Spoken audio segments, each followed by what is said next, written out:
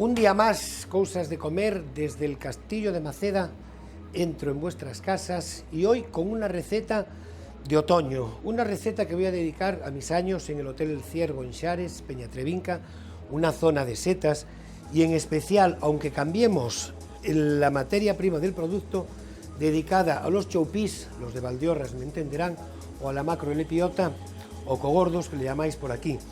Vamos a hacer unas setas de cardo, unas milanesas de seta de cardo y le vamos a poner una base de verduras salteadas con una salsa de queso azul. Entonces vamos a empezar por batir los huevos y vamos a dejar las setas metidas en el huevo para que se vayan impregnando un poco. Entonces vamos a poner aquí los huevos, como digo siempre, de uno en uno, para que en caso de que nos salga uno malo, no nos estropee los que ya llevamos batidos. Esto sabéis que es muy importante, sobre todo a la hora de hacer un flan, una tortilla, porque imaginaros que después el que hace la docena, por no decir el 13, que nunca se debe echar, nos sale choco y nos estropea el resto. Batir los huevos y ya no le vamos a poner sal a las setas porque esta salsa es una salsa muy fuerte y entonces las vamos a dejar aquí que se nos vayan impregnando del huevo.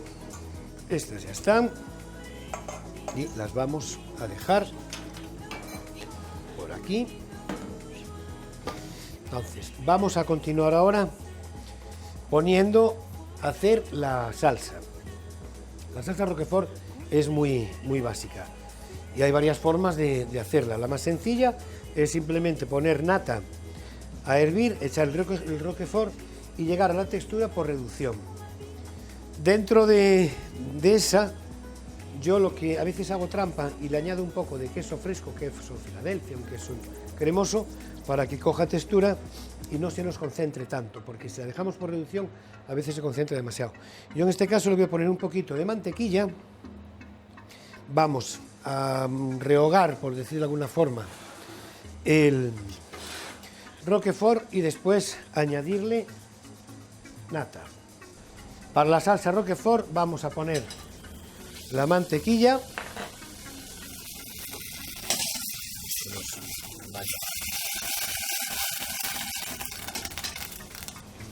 y vamos a añadir el queso.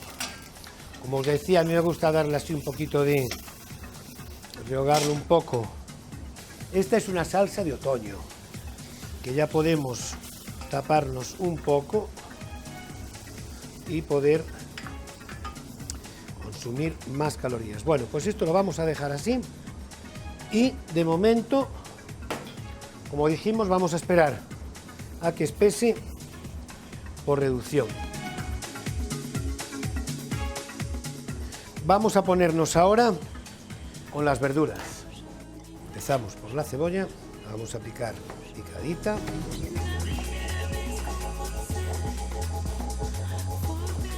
Yo cogí las cebolla, zanahoria y calabacín, pero bueno, aquí ya sabéis que podéis utilizar, se puede utilizar una berenjena, aunque la berenjena le daría demasiado sabor al plato, pimiento rojo, incluso una patata que la podemos rallar.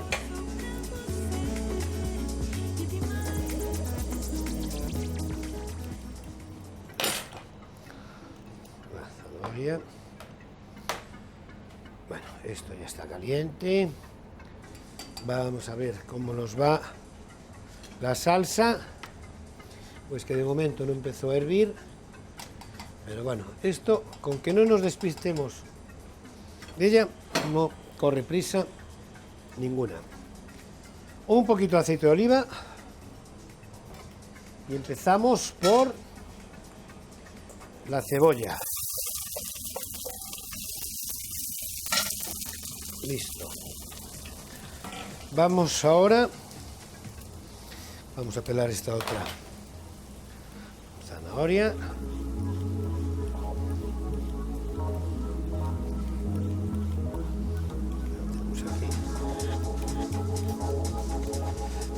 Lo que vamos a hacer es rallar la zanahoria por el rallador grande. Pueden disfrutar de esta cama de verduras, lo que le gusta en crudit, de hacerlas muy poco, simplemente saltearlas o blanquearlas, porque al ir cortada así, bueno, tenemos la zanahoria, esto ya empieza a hervir, le bajamos un poco el fuego, porque ahora sí que ya se nos puede pegar. Y eso sí, acordaros que a esta salsa nunca se le echa sal, que ya el queso azul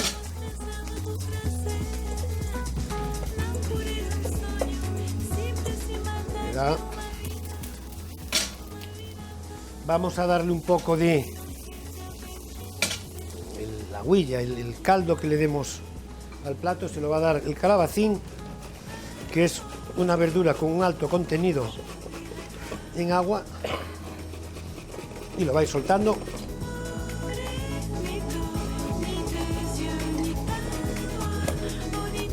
cocinar.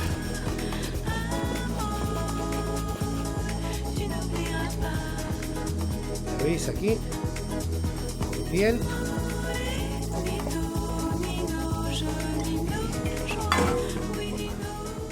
Las setas que las vamos a pasar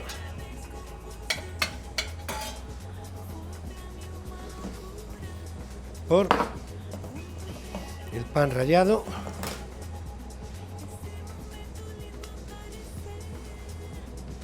Esto no tiene ninguna ciencia, es como hacer una milanesa. Lo que es esta parte de aquí nos va a quedar un pelín dura, pero podemos dejarla como la parte para coger la seta y después, como la cabeza de los percebes, dejarla en la orilla del plato. El secreto de este plato está en conseguir la temperatura ideal del aceite para que las setas se nos queden bien cocinadas.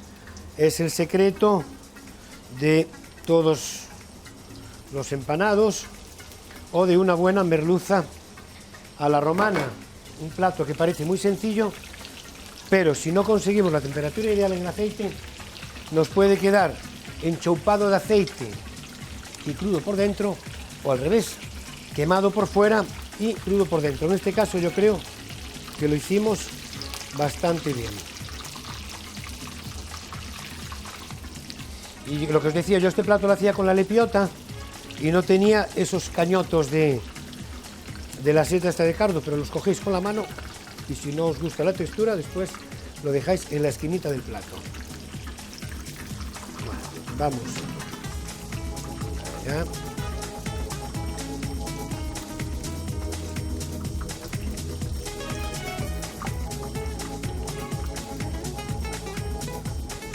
Aquí están. Y ya solo nos queda montar el plato. Vemos que la nata, la crema, la sal, ya va cogiendo textura. Vamos a dejarla un poquito más mientras montamos el plato y así después poder tapar las setas. Vamos entonces con las verduras que le van a dar color y sabor.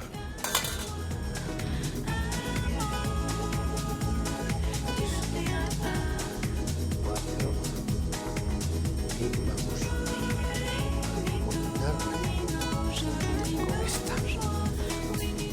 Y ya veis qué sencillo y qué plato. Yo casi me atrevería a decir biestacional, porque tiene el colorido de las frutas de primavera y tiene después el otoño de las setas. Y ya está listo. Unas milanesas de seta con verduritas salteadas y salsa de queso azul. Muchas gracias, feliz otoño, que cojáis muchas setas y con mucho cuidado, y hasta otro día en el Castillo de Maceda.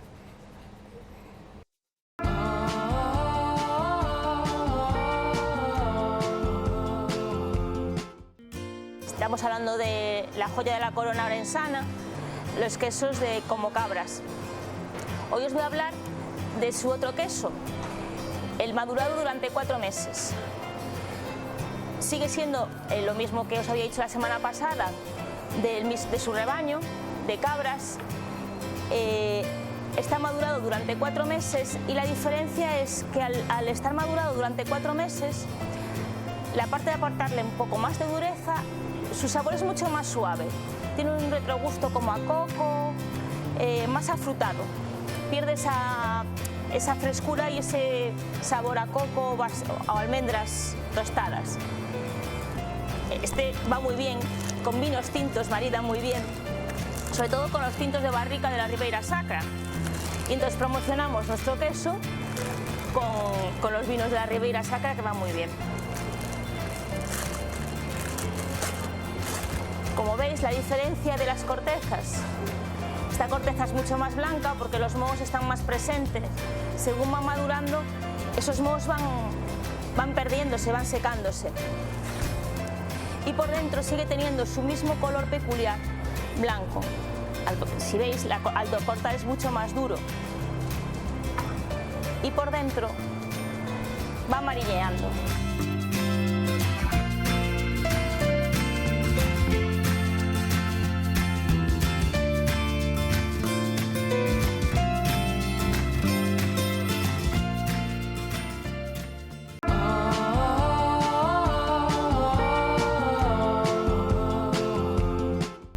Me encuentro delante de la cabecera sur del aeropuerto de Vigo. Detrás de la cámara, cuando yo era pequeño, había una pequeña estación de tren o de tranvía, del tranvía que iba de Vigo a Porriño.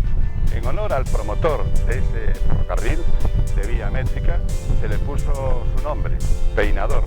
Sabino Enrique Peinador Vela era un médico y un gran empresario que había nacido en Pontevedra y cuya aspiración era montar un balneario en la provincia de Ourense, porque era conocedor de la riqueza de esas aguas sulfurosas, termales, muy calientes. Pero al final el destino lo llevó allí donde vamos a ir hoy nosotros, a una zona rural en el municipio de Mondariz. Acompáñenos en nuestra ruta por la que fue la primera villa balnearia de España. Me pongo en la piel de un viajero inglés de los muchos que venían a Mondariz cuando se editó esta guía en 1913 e imagino lo que sería llegar a través de una pequeña carretera rodeada de campos trabajados, a lo que el presidente de la Primera República, Emilio Castelar, llamaba la Compostela del enfermo, lugar donde sanaban todos los males, del cuerpo y del alma.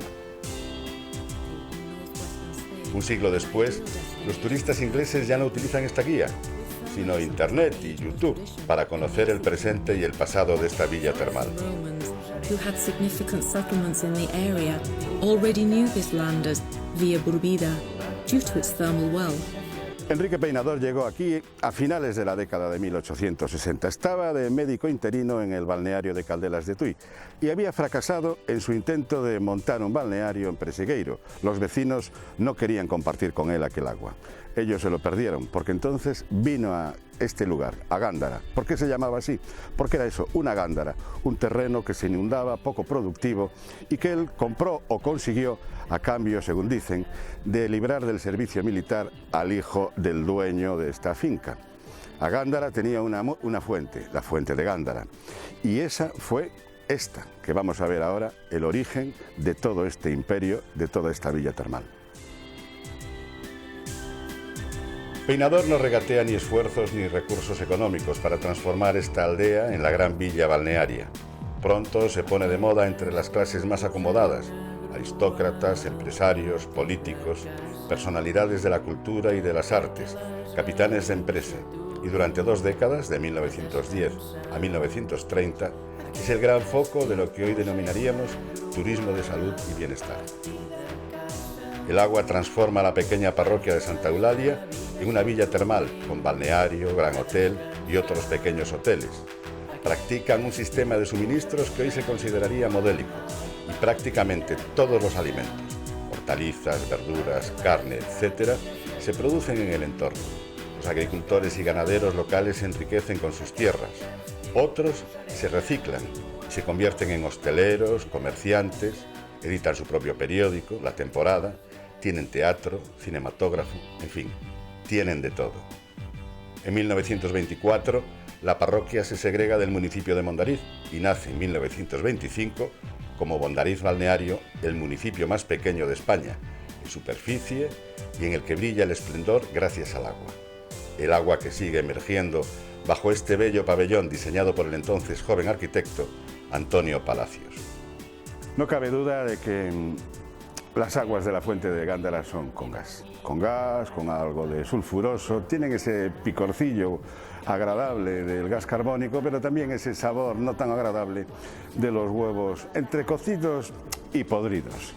Sobre este manantial, Enrique Peinador construyó un imperio y aquí, en Mondariz, hace 100 años, por ejemplo, esta era la cuna del turismo termal en Galicia, la cuna del turismo en Galicia. Aquí se reunía toda la aristocracia, no solo de España, sino también de Portugal, y era la época dorada del gran termalismo gallego de principios del siglo XX. En 1873, las aguas de la fuente de la Gándara fueron declaradas de utilidad pública. 25 años después se inaugura el Gran Hotel, obra del arquitecto Genaro de la Fuente. A la muerte de Enrique Peinador Vela, le sucede su hijo, Enrique Peinador Lines, un gran galleguista que promovió numerosas iniciativas culturales en el balneario. Tras la Guerra Civil, Mondariz vive una lenta decadencia que finaliza traumáticamente en abril de 1973 con el incendio del Gran Hotel. La villa balnearia resurge de sus cenizas en la década de 1990, primero con la apertura del hotel, luego su ampliación, la llegada del Palacio del Agua, del balneario celta, del campo de golf. La edad de oro vivida hace un siglo resurge nuevamente y sitúa de nuevo al municipio de Mondariz Balneario en el mapa de los grandes destinos termales de Europa. Y como toda gran historia, tiene un modesto principio a orillas del río Tea, en un pequeño pabellón un tanto destartalado que cubre la fuente primigenia de Mondariz, la de Troncoso, con aguas de similares características a las de Gándara.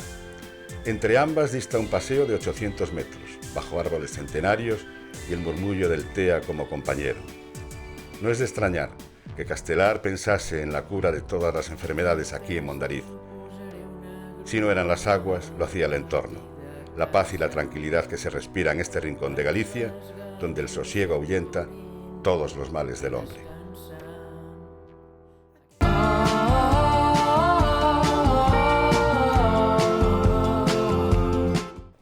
Septiembre era siempre el final de las temporadas termales en los balnearios de Galicia. Bueno, en los balnearios de Galicia, de Portugal, en los de Francia, en todos los balnearios de Europa, allá por el principio de este siglo pasado, del siglo XX, hace 100 años, más o menos. Nosotros hemos llegado al final de nuestro programa, el último programa del verano de 2019. Volvemos en otoño, que está a la vuelta de la esquina. El próximo martes, sin ir más lejos, tendrán ustedes el primer Cosas de Comer de este otoño de 2019. Y a ver qué nos depara esa estación, la estación de las grandes cosechas. Nos vemos entonces. Muchas gracias por acompañarnos. Hasta entonces.